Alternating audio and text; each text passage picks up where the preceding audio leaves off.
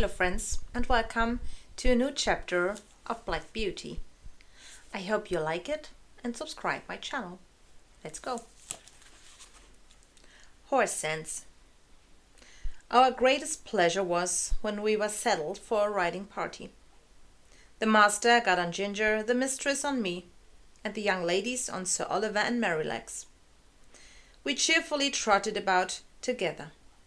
The mistress was light, her voice sweet and her hands so light on the reins that I was guided almost without feeling it. One day after one of our rides together, I asked Sir Oliver why his tail was so short.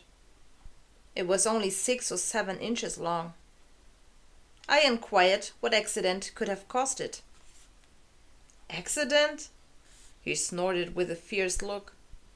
It was no accident. It was cold-blooded cruelty. When I was young, I was taken to a place where they cut off my tail, clear through the bone. How dreadful! I exclaimed. Dreadful, yes, it was dreadful. The pain was terrible and lasted a long time. What a torment it is when the flies settle on you and sting, and you have no way to brush them off. Thank goodness they don't cut off tails anymore. Why did they do it then? Asked Ginger. For looks, for fashion, said the old horse, stamping his foot. There weren't any well-bred horses in my time that didn't have their tails shortened. I suppose it is fashion that makes them in London strap our heads up with those horrid metal bits, said Ginger. Of course it is, he said. It is not right. Merrylegs agreed with our comments and then had a question of his own. Can anyone tell me what blinkers are for? Merrylegs had never understood why horses were fitted with black eye patches. They are supposed to keep horses from getting scared, answered Justice, a friendly horse in the field. They are meant to keep horses looking toward the front so they don't cause an accident. I think, said Sir Oliver, that blinkers are dangerous in the night. We horses can see much better in the dark than men can. Can't they see the way God has made us and meant for us to be? Ginger asked. Merrylegs thought that was enough talk for the day, so he led us to the orchard where we munched on the apples that lay on the grass. One day in late autumn I was pulling the dog cart. This was an easy cart to pull. It was light and the high wheels ran along so smoothly. There had been a lot of rain, and we went merrily along until we came to the low wooden bridge.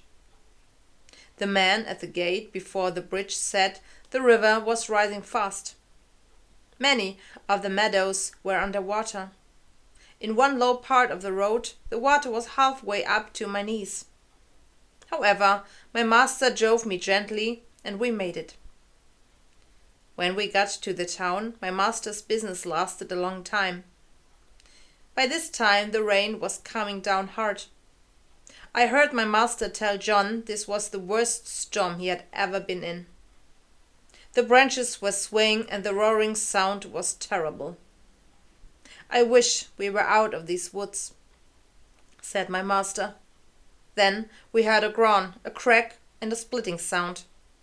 An oak tree crashed down in the road before us. I stopped still and trembled. What shall we do now? My master asked. We must go back to the other road and try the wooden bridge, John answered. So back we went. But the moment my feet touched the first part of the bridge, I knew there was something wrong. I came to a dead stop and would not move. Go on, Beauty, said my master. There's something wrong, sir, said John. Come on, Beauty, what's the matter? Of course I couldn't tell him, but I knew that the bridge was not safe. Just then the man from the gate ran out of the house, swinging a lit torch for us to see. "Hello, stop!" he cried. "The bridge is broken in the middle. If you try to move forward, you'll be swept away and drowned." "Thank goodness," said my master. "You beauty," said John. He took my bridle that I wore on my nose and gently turned me around. The wind seemed to have calmed some, though it was still dark. I trotted quietly along. I could hear my master and John talking quietly. I heard John say that if we had moved forward, the river would have washed us all away. He said that God had given man reason to find out things, but he had given animals the sense to know about things more quickly and surely than man. He had many stories to tell about animals that had saved men's lives. At last we came to the gates of our home. The gardener was standing at the entrance, looking out for us.